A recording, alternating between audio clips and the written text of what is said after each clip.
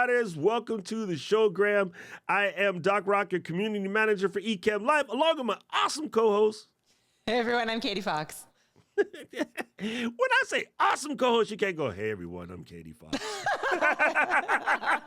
I was punchy before we started recording, so now my punchiness is down. My level is down now. I think I scared you with today's topic. So let's go. Let's go. We're going to dive in. We want to get to this one because there's probably a lot to take in. If you are at home, playing at home along in the recorded version, grab yourself a cup of coffee. And I kind of want you to grab a pen and paper if possible. If not, please commit these to memory. They're not that difficult. As a matter of fact, you can follow along and try some of the things that we do when we do them. Here's why. Today, we're going to talk about hiccups, like not like that, but when you're talking, when you are a speaker, when you are a podcaster, a lot of people get very concerned about their vocal fluidity, right? I say verbal fluency because it's the right terminology, but we want to be extremely careful not to confuse this with some sort of speech. See, I can't even say it. Speech pathology. I am not a speech pathologist. I am not a psychologist. I am a doctor and I play one on TV, but not that kind of doctor. I'm the doctor of rock. You know, like the king of rock, there is none higher. Sucker M. Sorry, anyway. So there is something about this test, though, that I will say that's generally medically accepted, that if you're doing a fast association test, which is something that we're going to talk about as a way to get better as a podcaster or public speaker, if you happen to come to a number less than 17, you probably should talk to a doctor. That's just something that has been globally accepted along long lines. And I remember this because when going through doctors with some of my family members about Alzheimer's, that was one of the tests that they gave them. And I was sitting there playing along because I'm used to doing it as a radio guy. So anyway, Katie, what are your questions about verbal fluency? And I'm going to use that fancy word because that's what I know it as. But people, again, this is not medical, so don't ask me medical questions.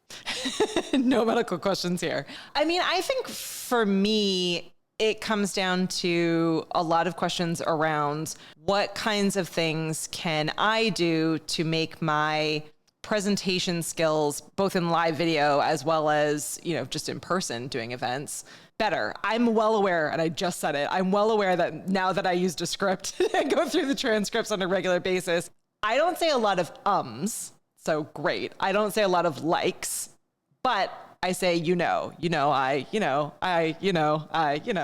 all, like, over and over and over again. And I'm always removing them later into script. Now I'm going to speak slowly because I'm watching what I'm saying. But yeah, I mean, I practice a lot.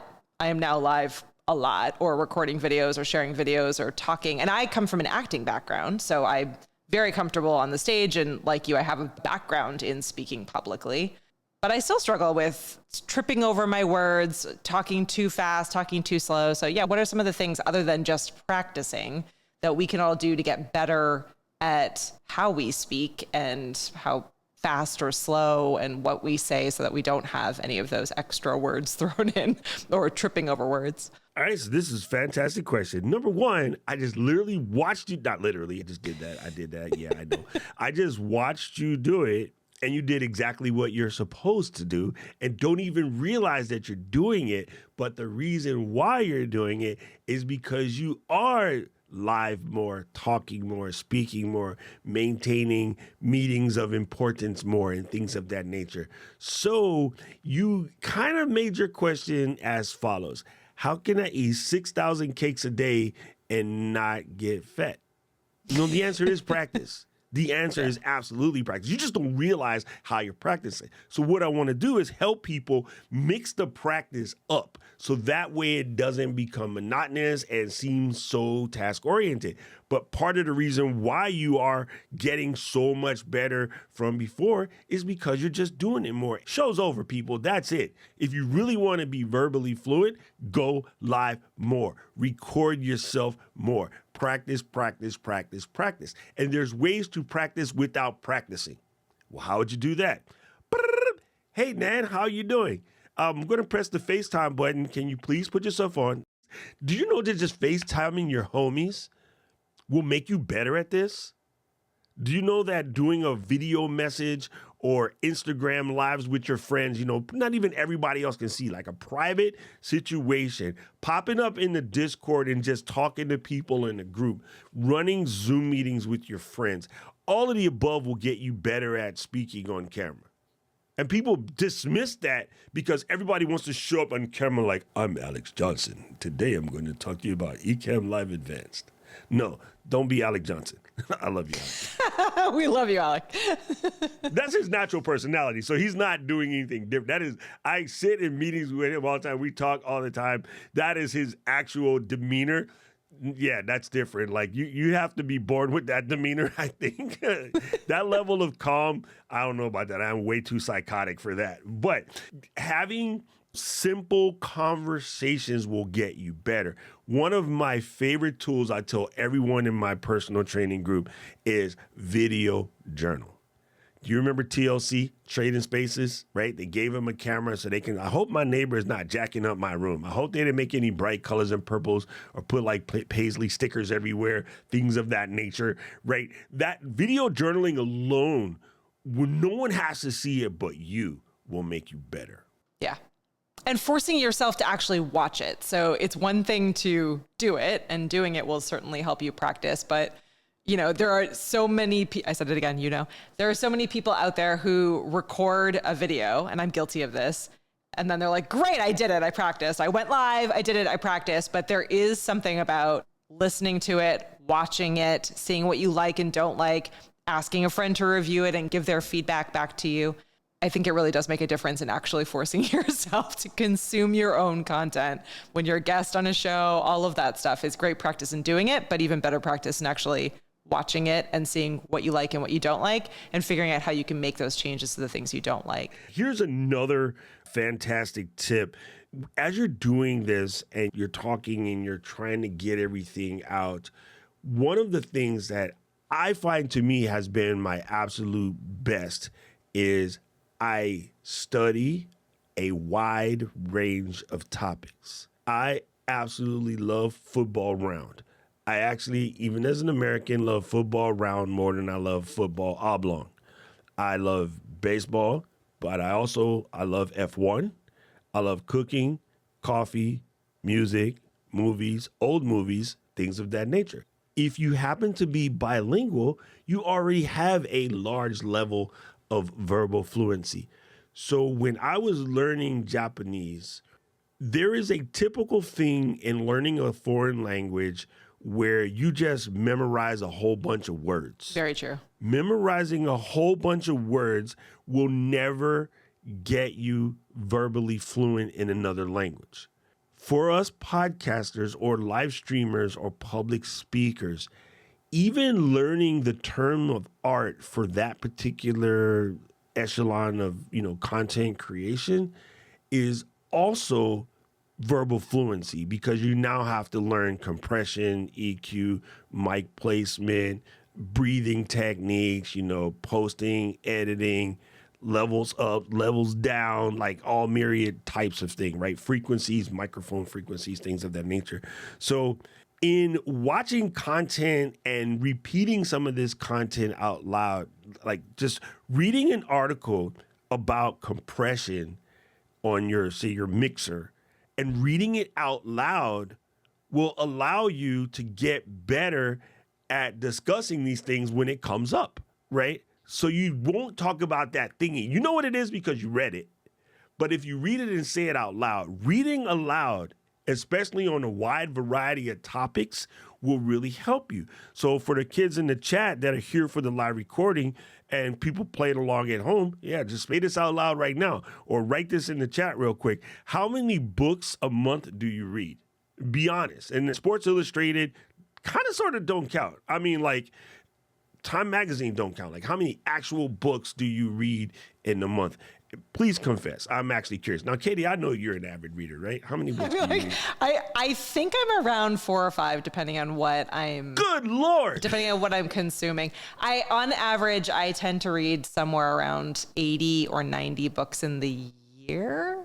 So that would come out. I'm so bad at math. Again, that's a mix of different, and that is inclusive. I have little kids, and so I read out loud to them every night. now we're flowing through like all of my favorite, kids chapter books and young adult chapter books at this point. So I do count those as ones. But I would say my favorite to do, so definitely answer this question. We'd love to know. But while you're thinking about it, if you do like to read, and even if you're not reading a ton right now, reading Dr. Seuss books or kids books out loud is a really great practice. I went through this whole phase of just like enjoying doing that for my children. It became almost a game because a Dr. Seuss book rhymes obviously all the way through, and it's got all of these like very complicated non-words in it. And so if you can read that out loud with personality and character and not trip over any of those words, it takes a bit. It took me probably reading the same book 4 or 5 times before I could read it to the kids, make them laugh, not trip over my words. And it's a great accomplishment. I got to the end of it and I was like, I'm awesome at this.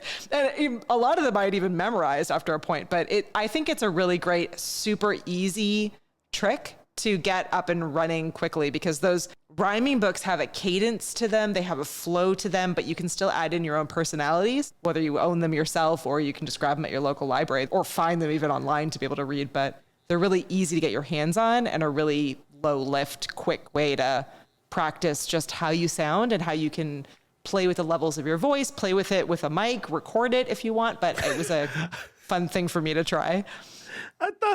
I thought you were gonna go, how many levels you record? Play with it a mic. Play with it with the mic and rice. Play with it with the mic and rice because it's twice as nice. I thought you were literally gonna go into a Seussian flow. I'm not that good. I thought she was gonna go into a full Seussian flow. All right, so listen, here's the thing that's funny. I am so glad this happened in a way, and I was prepared for this to happen. Nobody really answered. You know why nobody really answered? Because they don't. Let's be dead honest with you. And come on, everyone. Reading is so great. I appreciate the honesty, because if you don't, then this is why you're having a hard time speaking. Now, here's the thing. When you were a kid and you were starting to develop into that dating range, right? So let's put you somewhere between, say, like 14 and 22. One of the common things for dating in that era is just watching movies, right? And maybe it's different now because, movies not just good as they were before, let's be honest. But because we went to the movies all the time, we were constantly exposed to lots and lots of different ways of speaking and quick, quippy, rom-com quips, especially our generation, the movie that we're watching in your show, right? They were all very quippy and fast and whatever. And I feel like super dialogue based. Yep. When I was in the highlight of my dating game, I was super quick with the gift. And it was because I watched all of those movies with my roommate. I had a female roommate, so I watched all the rom-coms with her and her homies, right? We had girls' night, sit around in our robes and watch, random John Cusack movies. Yes. Jason Bateman, was big time. Christian Slater was big time, in those days. And so to this day, I will watch the living crap out of a Sorkin joint. Sorkin stuffs will get you good. Now, if you watch your favorite Sorkin thing, one of the things you always say is nobody quick to answer that fast. No real situation with a bunch of people are that quick. I beg to differ. I think my friends are, because we all watch that sort of Sorkian documentary, and I think we talk like that in general. We're all really, really fast. Sit around with a bunch of retired radio DJs, we're quick as hell. You know what I mean? So it's kind of fun and it's hilarious.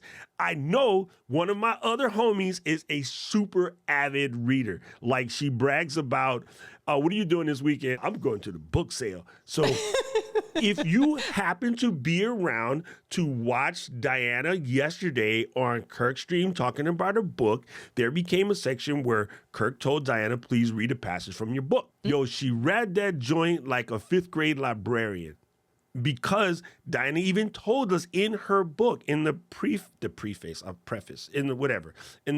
to her book, she even told us about, reading ad nauseum per se. And so it was part of her conversation, and that's what makes her such a good presenter, right? People don't want to hear that because they swear they don't have time. Bro, you can do audiobooks, and when you get the part you like, just repeat it out loud. Run it back and repeat it out loud. But the more knowledge you put in the melon, the much better you would be at speaking extemporaneously.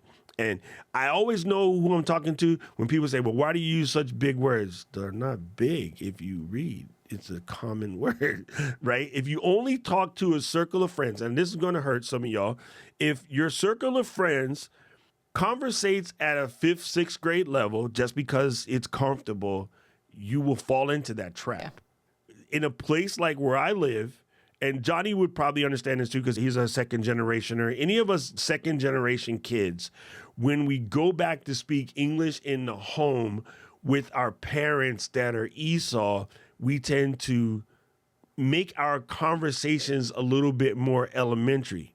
Simplify, yeah. In order to let your parents or your grandparents follow along and be part of the conversation, part of the family, and fully understand that's just the way it is. But you have to go out of your way to step out of that and go step into liquid, meaning go find a bunch of law school kids that you are friends with to hang out with them too, so that you can also have that level of elevated, listening and speaking. It's just one of those really, really weird things. So increase the amount of stuff that you read out loud whenever possible. Watch movies with incredible dialogue. When you hear lovely word inside of a dialogue, if you hear the word sycophantic, and you're like, I don't really know what that means, and you look that up and you like it, put that in your vocabulary. Start working with that. Learn how to say things like 5,100 ways, right?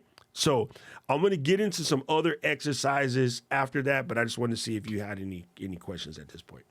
No questions, but I will give a pro tip from someone who is working on this. So I'm by no means a professional at it. But one thing that I always do is and you will all see this on a regular basis if you watch any of the streams that I participate in. By and large, the mass majority of live streams and video podcasts and video work that I'm doing right now, I'm with a partner. So right, I'm with Doc, I'm with Paul, I have someone else on the stream with me. I am doing that because I find it much easier to be able to help people and to shine and to speak more clearly when I have someone that I can bounce ideas and questions back and forth with. I just find that to be generally easier. In the times where I need to be by myself, I'm giving, a presentation or a talk, or I'm preparing for on the stage presentation at a physical event, I will practice with someone else with me in the chat. So I have now taken this principle to me where I will, as I'm preparing, or even if I'm recording my video that I'm going to submit and it's just me, I'll have my best friend sit on Ecamm interview just in the corner, and I'll have her ask questions or contribute back and forth so that it's a banter. And once we've done that a couple of times, then I feel much more confident and capable of recording that solo. A lot of the reason that I do that isn't because I don't know what to say, or I haven't planned it out, or I'm even worried about being on camera or in person by myself. A lot of it is that when I'm back and forth and I'm in this snappy, like what we just talked about with movies and some of these other experiences, I speak a lot faster. But when I'm giving a presentation one-on-one, I need to slow down. And sometimes having someone else there makes me feel a little bit more comfortable and slows me down, even if they're not saying anything. So I would say that if you are that person, or that's the thing that you're struggling with, is presenting by yourself, practice with other people, even if the end result is that you're going to be by yourself. Having someone else there, whether they're in the chat, whether they're calling in as an interview guest, whether you're practicing it and have a back and forth, is going to help you get more comfortable with slowing down and feeling more confident and laughing off some of the mistakes that you make and really finding your own voice, I think. So, I would say I agree with everything Doc just said. And I think probably even my next question that would follow up with that point is, how do you find your own style? Because I think everything that you just said, Doc, is really relevant and super helpful information, but you definitely have a very set style, right? So even the terminology and some of the language that you're using is going to resonate more with certain people than it will with others, but you've embraced that. That's your personality, that's your teaching style. And I think it's really important for doing live videos. So how do people figure out what their style is, what their cadence is, how they're going to be able to express themselves through video? You guys are going to love the answer to this. It's so funny. Here's how you find your style. Stop looking for your style. Just talk. You already have a style. You were born the way you are. Very true. Like trying to add some flair or whatever. Okay, I may have told this story to my regular group, my personal group, but I don't know if I've told this to the Flow Riders. when I was in radio, we had to do what's called an air check in order to get your slot, right? I never really did an air check. I got my slot by accident. I was an intern that hung out at the station, and normally what I did was I edited commercials because you guys know I'm a computer nerd. I was really good at editing commercials on computer. Before we edited commercials with a giant 1-inch tape, legit cut and tape sections together.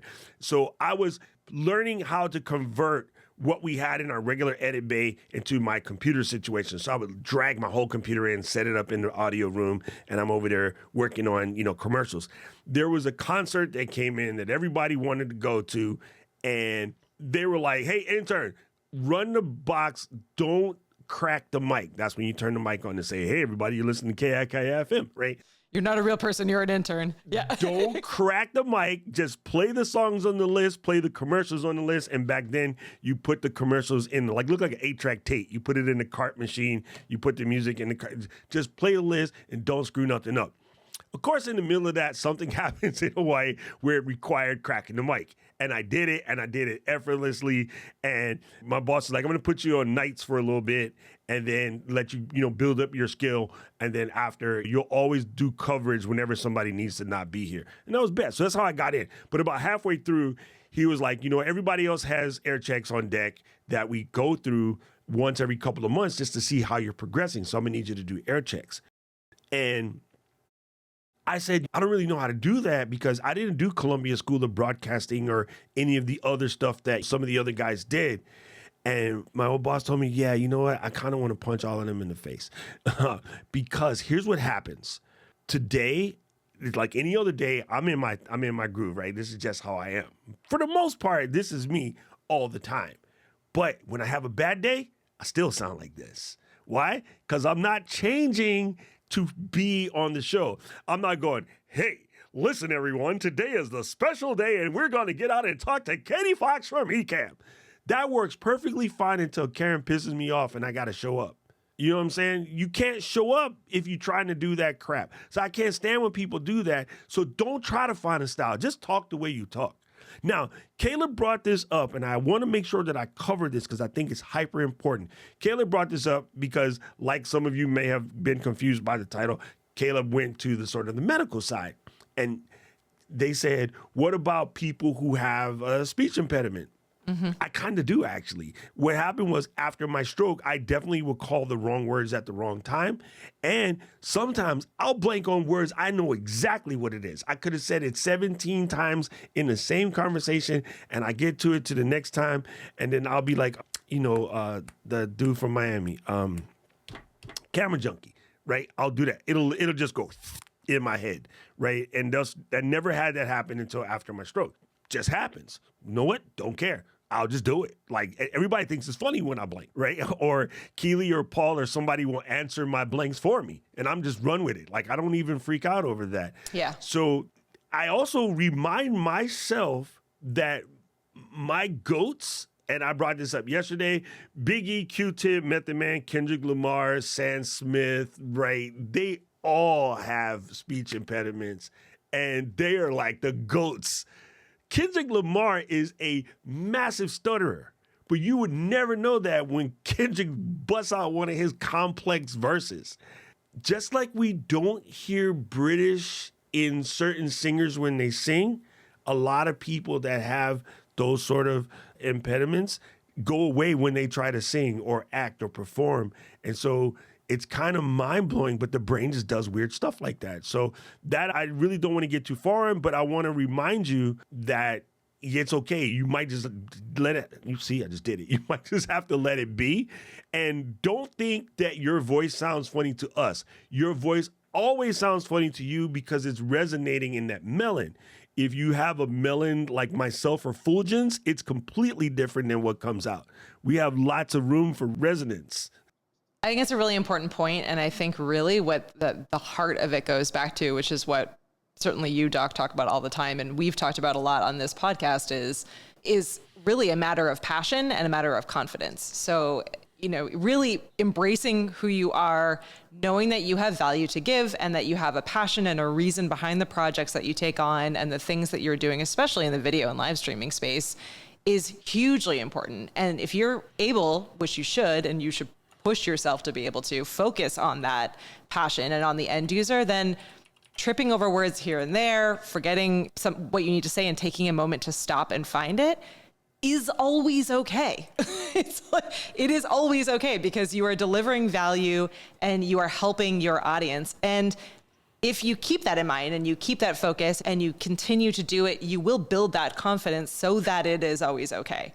And know this as someone who was not okay with it, who came from a background of, being on stage in the theater where you couldn't screw up a line. You needed to memorize your lines. You needed to deliver. Live video and even tutorial videos are not like that. They are expecting you to have a level of authority and personality and authenticity that is very, very different than what you are seeing from a celebrity acting in a movie or someone acting on stage or what we all expected from business professionals even 5-10 years ago. So I think it's really important that we all embrace that we have value to give, find those projects that bring you passion, and then the rest of it will come. It's not always going to be perfect, but you hopefully at the end of it are going to be giving people value. Otherwise, don't do it. Right. Now, this is really good. Nat brings up a great comment in the chat about, getting used to your voice is a big thing. And I say, no, Nat, I beg to differ. See? Why would we talk about it today when I'm flubbing? Yeah. Don't get used to it. Accept it. Accept it. It's raining where we live. It's wet outside. We can't do jack about that, so we just run with it. It's like rain or snow where Katie is. Sorry, Kate. It just is what it is. Move on, right? Yep. When I think of people with horrible voices that turned it into fame, Gilbert Gottfried. I have to eat another one of these stinking crackers. Everybody that has a kid during the Aladdin phase, you know that voice. When I think of Jennifer Tilly. Yeah. And the Bride of Chucky and many other, Fran Drescher. But you know what they did? They turned it into their magic. Yeah, exactly. Their magic. Gretchen said Fran Drescher right when I said Fran Drescher. So yeah, thank you. And speaking of lovely voices, someone I can listen to all day long, Sally just popped up in the chat. Sally's voice is a mix of this just general like Aussie greatness with her laugh. And the thing that I love so much about Sally, besides the fact that we're diehard Purple fans, is she laughs constantly. And then some people, that's irritating because they're faking it. She ain't faking. This is just Sally. She sent me a voicemail yesterday and she's laughing. Like, I swear to you, she laughs while she yells at her kids. Like, if you don't do your homework, I'm going to come in there and slap the crap out of you. Like, I'm pretty sure she's laughing when she's yelling at her kids. The reality, too, is that the things that you don't like about yourself, whether it's your voice or, how you look, etc., someone else wishes they had. So yes, you need to just deal with it. I know that that's crappy for everyone to hear, but you do.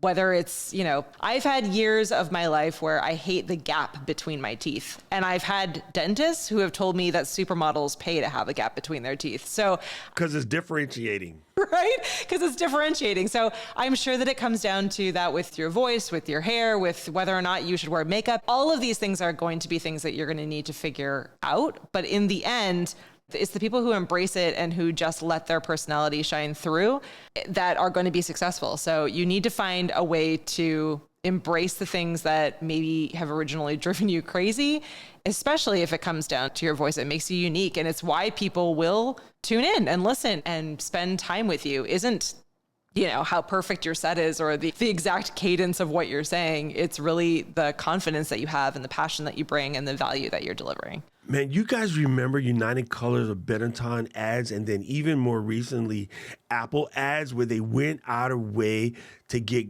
models with different features and highlight them? I think that's dope. And my middle sister, same thing, Katie, like she used to always be like super afraid of the gap in her teeth and now that's just part of her thing. And Tony is on your side too. So yeah, like whatever, man, like nobody really cares. If you're delivering the value that's going to help me save 15% on my car insurance by switching to Geico, I kind of don't care what you sound like and look like. I'm trying to save that car insurance loot. Okay, so a couple more quick ones I want to throw at you guys. Brain training apps, right? From my friend John, he worked on one called Element, I believe. Yep. But there's a bunch of brain training apps that you can go through. Those will really help you out with your verbal fluency. But I want to give you some exercises that you can do right away. So we're going to play a little game, and I want everybody to play along. And Katie, no, I'm not going to judge you on this. I feel judged. Judged already. Let me get my GarageBand open. I am going to purposely set this tempo to 60. Okay, so we're going to do a situation called fast. And this is where you can pick any letters you want when you're doing this at home, people, or in the beginning, you might even just start out with words. So I'm going to say a word, and you try to bring up as much words that are associated with that within 60 seconds. Now, the reason why I play a metronome that sounds like this, if I can make it work, play, dang it. So the reason why you play a metronome now we're in the groove. is allows you to do it on beat. If you can't keep up with this 60, this will make you get 60 out in a minute. But if you can't keep up with this 60, lower it to like 40, right? I wouldn't go much lower than 40 because then that gets a little bit lazy, right? So I would have picked some. I would even start with something that I know you're pretty knowledgeable about. Let's talk about verbal fluency on the day I can't speak. One that we're knowledgeable about. Let's do something about publishing. So how many words about publishing can you spit out in the next 30 seconds? Let me get my watch ready and go. Book, author, editor, publisher, illustrator, words, text, reading. Oh, I can't hear the metronome anymore. Amazon, sale, bookstore, independent publisher. Oh, this is hard. What am I at? Am I at 30 seconds? And 2, 1, and pages. Okay, you see that though, right? Now, I know for a fact, stop playing, dang it. I know for a fact that you know a lot about that subject, but when you ask to do it on speed, you get stuck. Now, the first time you get it, yeah, you'll probably pull a under 17 because you're just getting used to the exercise. Yep. But if you do the exercise over and over again, and again, if you find yourself constantly not making it past 17 or 18, please go actually see a doctor. I'm not even tripping. That's just a real thing, right? Yep. I bet you a dime against two fat boys, when Aubrey was going through recovering from her TBI, they probably did this test with her. Aubrey, if you did this test, please let me know. Something similar. Now, the first test is basic word association, which Katie just did. Now we're going to do basic word non-associated. Okay? So the way you do that is, okay, let's say we're going to do car, right? Okay. So I would go car, seat, chair, baby, food, spill, messy, refrigerator, Texas, grill, vegetables, nasty. Wait, so are each of those words associated to the one in front of them? Yeah, or closely, yeah. So you're just moving it along the chain, right? So I mean, I can do this game pretty good. We do this in improv classes. They do this test, not really test. It's a game. Yeah. They do it in improv. In improv, they do it where you're passing it along to people. So you need something to do in the car with the children's, do that. And the non-associated one is dope because you can't prepare, right? Yeah. And makes an awesome drinking game. Ecamm does not endorse the. Doc does. Sorry, Ken. Wait, Ken's whiskey man with me, so he's good. Glenn, not so much. So if you do that, this is where you learn to think fast and quick, right? We did this as kids in elementary with the hot potatoes, right? You did the thing when you move around the hot potatoes. So doing a basic word association, trying to spit out as many words as you can within 60 seconds that are related to the same thing. So for me, I'm going to go car, seat, radio, tires, window, engine, oil, transmission, cassette, 8-track, trunk, seatbelt, glove box, manual transmission, automatic, Triptronic, differential, speed, police. Doc could do this all day, and I'm like panic mode. All day long, all day, every day. Why? I do this. Yeah. I do this. So what is that doing as far as helping with verbal fluencies? What does practicing something like that do to help us as podcasters? Fluency is recall. Awesome. You know what I'm saying? At the end of the day, fluency is recall. When someone says to you, Katie, name me 10 things in the next 15 seconds that you miss about Canada. Tim Hortons, snow. Oh, see, like maybe I need to see a doctor. I can't, like, I panic and can't think. I panic and can't think past those things. That one should be so simple for you because you lived majority of your life there. Yeah. You should be able to spit that out. And no, I don't think it's a doctor thing. I think this is a panic mode thing. But you just get over it, and then now you'll learn that someone's going to ask you that question. And this is how you kick butt at Trivial Pursuit and things of that nature. Because it's not about you didn't know, it's about pulling it out quick. Nothing sucks more than to be in a trivia contest and the other person is answering and you know the answer, but you get it out like slower. Yep, that's true. Memory recall. You guys remember Simon? Burm, burm, burm, burm, burm. You know, you got to press the little things. Simon alone will help you with this, right? I'm pretty good at Simon, actually. You know what I'm saying? So get into that thing. This is funny. Now, I have to do some more research on this. I didn't really think about this, but everyone says that they get nervous. Johnny in the chat, for those listening, is agreeing that I got nervous. I'm honestly trying to think through, like, what is it in my head that makes, I don't feel nervous. I'm not actually feeling nervous. I trust all of you. I trust Doc. But even as I was trying to struggle to answer, I think it's like, it's a time challenge. It's like, I don't know if it's not a nervous thing. For me, it's just, I want to complete the task. And so I'm going through my mind going like, what are those other things? And I just can't recall them fast enough to complete the task. I have the same problem sometimes with podcast interviews. Many times podcast interviewers will send questions in advance, which is great. I overthink that then, of course, but I get the questions in advance. But when they ask questions, many podcasts have like a speed question round. I'm actually really good at that round. What I struggle with is if they ask a question that in my mind is not something that I think that they would ask or something I think is relevant to the conversation. I do pause and often have a hard time answering questions where I think in my head, I'm going through a process of making sure that what I say is relevant and helpful for the audience. And that slows me down. That's not what happened right now, but I think that is what happens in those kinds of instances. Like if someone on a podcast has me on and they don't actually know exactly how well I'm doing or what I do on a regular basis, right? They're like, you're a marketing director. Tell us about your strategies for how you use social media. I know how to do that. It's not what I'm doing on a regular basis in Ecamm. So in my mind, I'm going through like, how do I relate that to Ecamm and be able to answer this question appropriately that would be valuable for people watching? And also be marketing and letting people know more about the success of Ecamm. So I think that's what slows me down in that instance. And maybe that's also some element of that is what slows me down when you just ask that question. It's like, what do I want to say? What am I pulling back up? What's relevant or not relevant? And I'm just not quite fast enough at doing that in my head. But you're right, recall activities might help with that. So here's what it is for me and is what it is for most people. And I'm so glad that Tony said it. Yeah, Tony nailed it. We are of the generation of fear of being wrong and getting it wrong. But the fact is there's no wrong answer. Yep.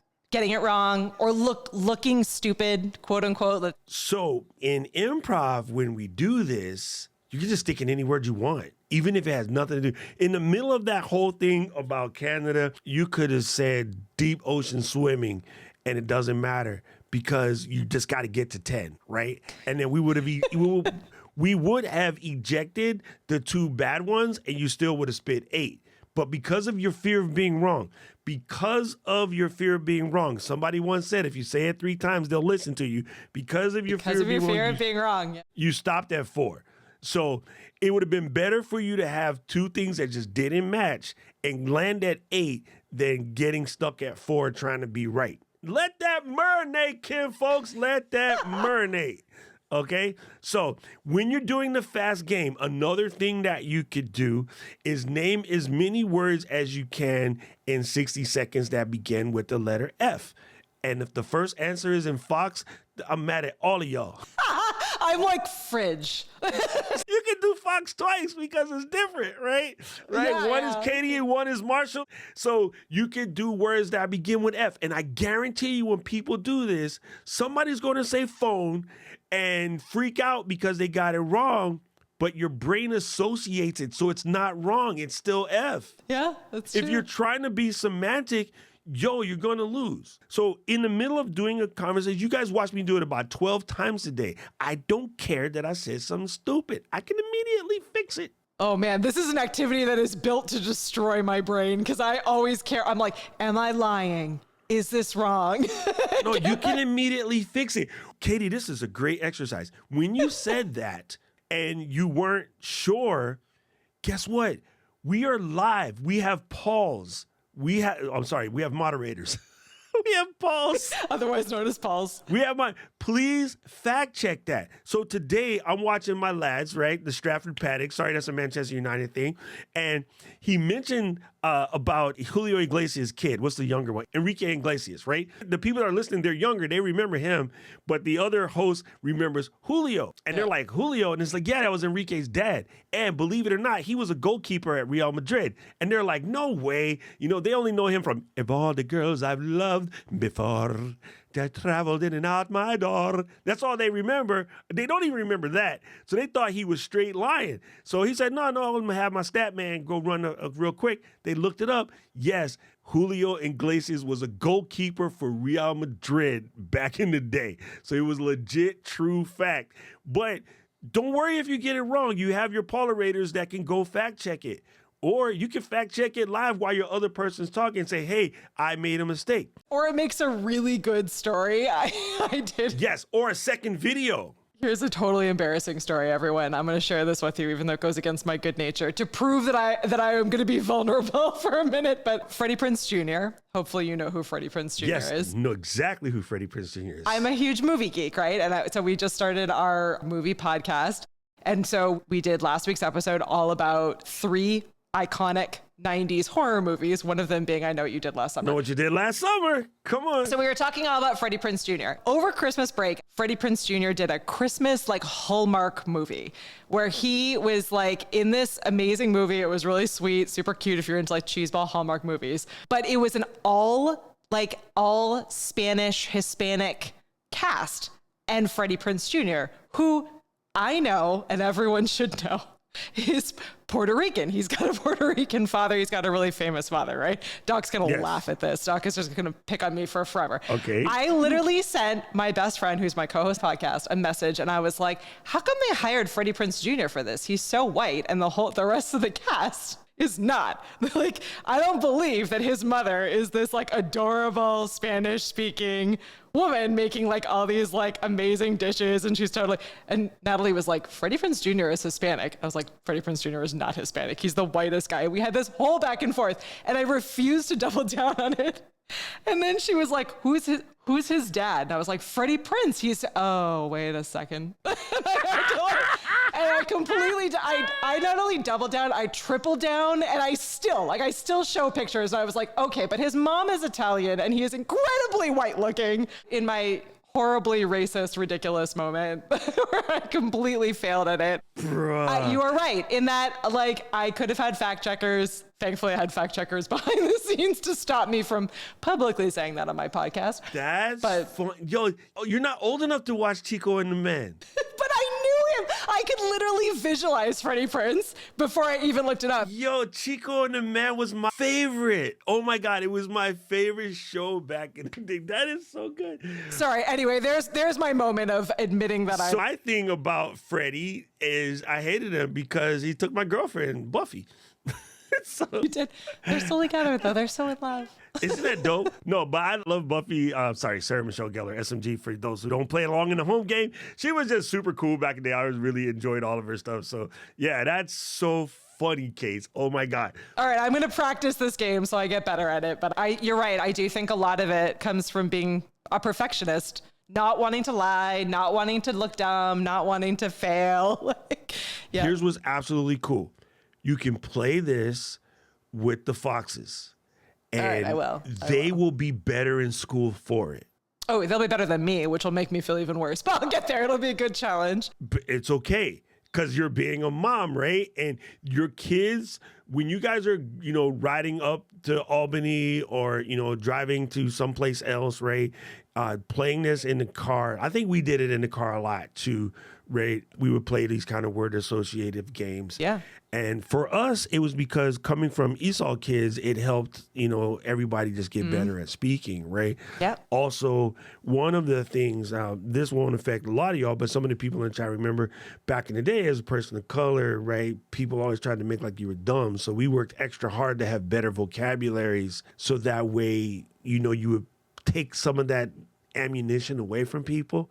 So I always did vocabulary stuff, always scored really well in vocabulary tests and things like that, always scored really well in spelling bees, which is funny now because I can't spell for crap. The computer definitely stole some of that.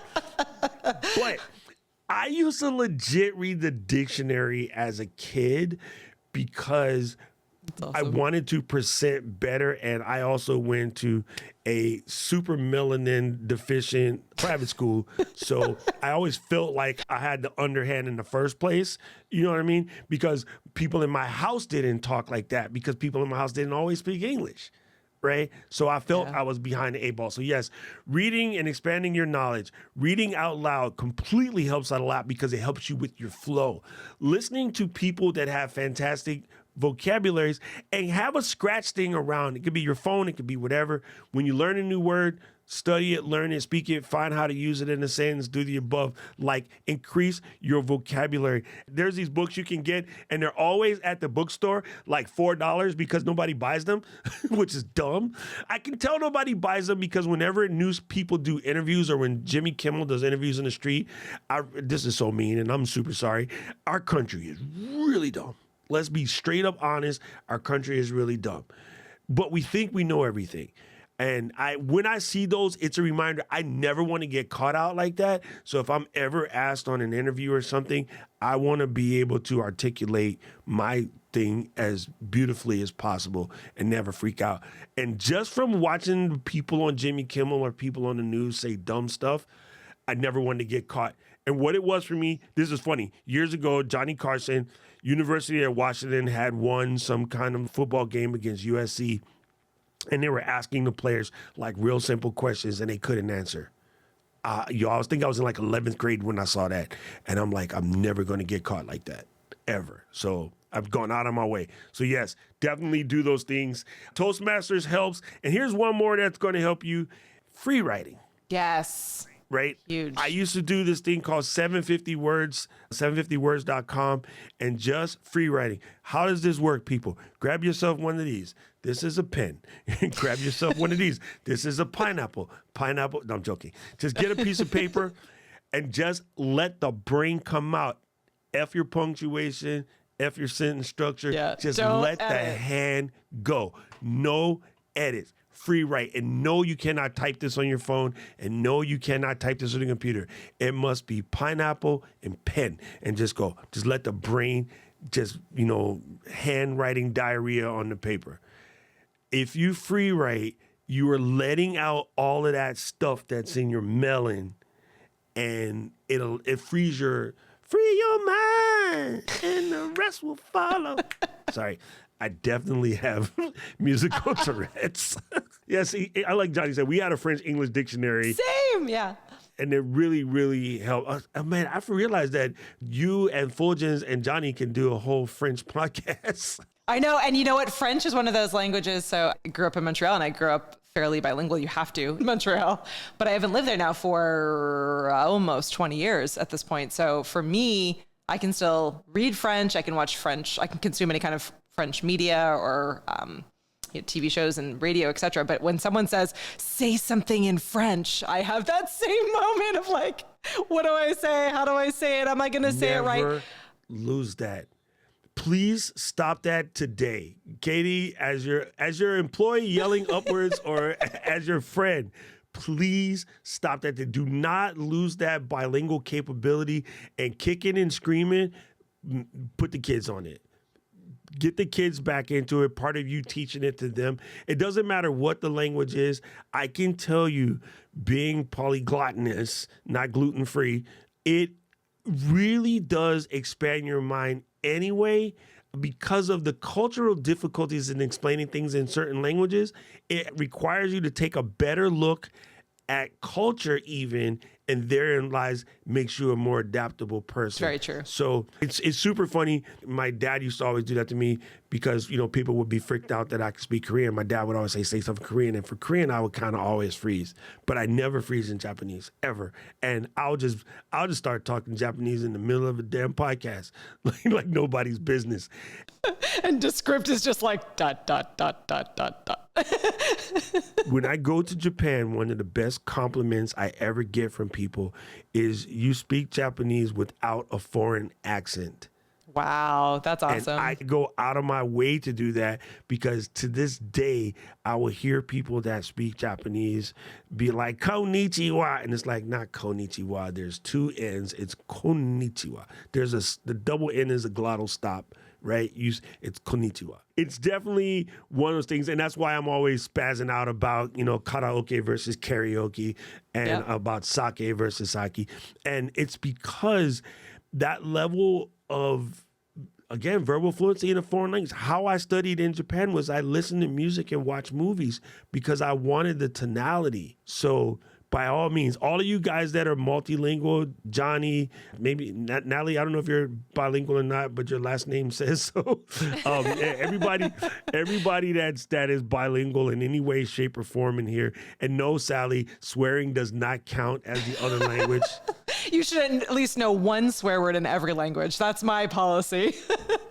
See, Johnny said I spent 2 years in Japan and can't speak Japanese. Johnny, oh my, we're going to fight about that. Oh, but yes, I think it's very important at any cause if you have a bilingual capability because of, when you're a child or whatever, and maybe you don't use it now, please put it back in your rotation. Because one last thing, and I swear we're going to quit. I read this somewhere. I have to double fact check it, but I read it somewhere that whenever you're learning something new, podcasting, Ecamm, whatever, if you also at the same time learn music or another language, you will learn the original topic deeper, stronger, better, faster, because there's something about language learning and music learning that makes your brain connect dots faster. So even at your age, Paul, 88, if you were to pick up another language, it repairs synapses. It's something about that because language is so important to survival. Read that back. Language is so important to survival that your brain will actually regrow broken sections as a way of allowing you to survive. It's also the reason why they come up with tests like woman, man, camera, TV for people that are starting to get dementia. They told us right away before they got sick, like try to get their verbal fluency back because it helps repair portions of the brain that are dying. So fun fact, the average American speaks with only a 440-word vocabulary. Yeah, yet we know almost every song by heart. So you're so true about what you just said. Like, it is amazing the amount of song lyrics that most of us retain, that the second that the song starts, we know every single lyric, or most, but I mean, it's impressive. So yeah, I think that is my so musical true. Tourette's right there. So that's how my mom, she used to get so mad at me. She's like, how did you get a B in this? I was like, like I studied, whatever. She goes, how is it that you know every rap lyric in the whole freaking planet, but you got a B in history? Go get the belt. like that was legit. All right, we gotta wrap. We are over time. Anyway, gang, that was it.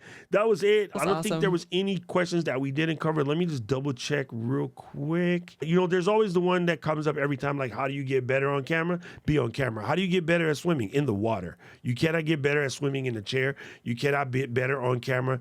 Not on camera. That's just the simplest answer, and that's going to irritate people because, yes, it's painful at some point until it's not. Like, I don't even think about it. Like, my camera in my studio is on 24/7.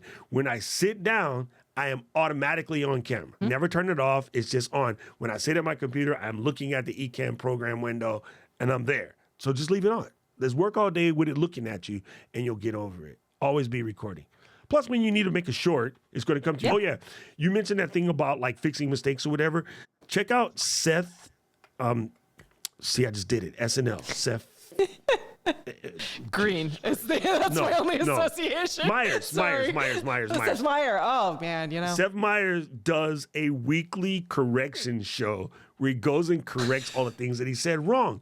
The reason why he's going to say things wrong is because he's talking at 100 miles an hour for the monologue. Monologue. Oh, my goodness. He's talking 100 miles an hour for the monologue. And because of that, of course, he's going to accidentally say things wrong. And he started this correction show because the Lego community went nuts because he said Legos with an S, which is a no-no. Never say Legos with an S. You will get hurt. They will plant them on your floor at night when you sleep. Please don't do that. That pisses us off, right? That's just the thing. From that, he got so much views out of the correction show. He does it every week now. So it gives you a way to make content. It gives you a short or something that you can do to make content. Hey, on my show, I misquoted a fact. I want to make sure that I cover it for you. Guys, this is the amount of penguins that there are in the state of Hawaii. I just wanted to let you know, yes, we do have penguins in Hawaii. They're not just for cold areas. Oh, no, there's a couple of hundred of them. I know. But yeah, penguins are not just a frozen bird. Most people don't know that, but thing. So you can cover it, and there's a good extra piece of content. You can make a newsletter article about it or whatever. So, Katie, I hope this helps you. I know it's going to help some people in the chat. And You can listen and learn more about the Flow at flow.ecamm.com. We are, as Doc says, wherever podcast getting is good. You can scan this awesome QR code or again, go to flow.ecamm.com to be able to find us. We record live every single Tuesday, normally at 12 p.m. Eastern here on YouTube. If you want to be part of our live studio audience or catch our replay videos, they're available here as well. We have a Volley. So if you want to ask questions in video format to practice your video, you can record asynchronous video using Volley, completely free, super fun. Swing on over to find us on Volley. We are sponsored by our incredible friends over at Descript.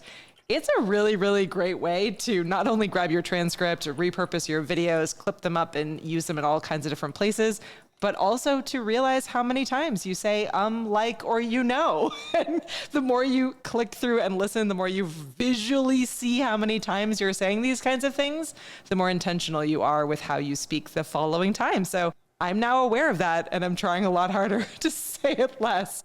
So Descript, it makes it just so easy to be able to do that. And it's helpful for today's topic. So thank you for being sponsors, team. It's really helpful, That was perfect, Katie. That was perfect. I want to remind you guys, you can go play word association in Discord in the rec room. Please do. Come hang with me. Invite somebody to come into Discord and just practice in there. You guys can work with each other. You can do timing games, whatever.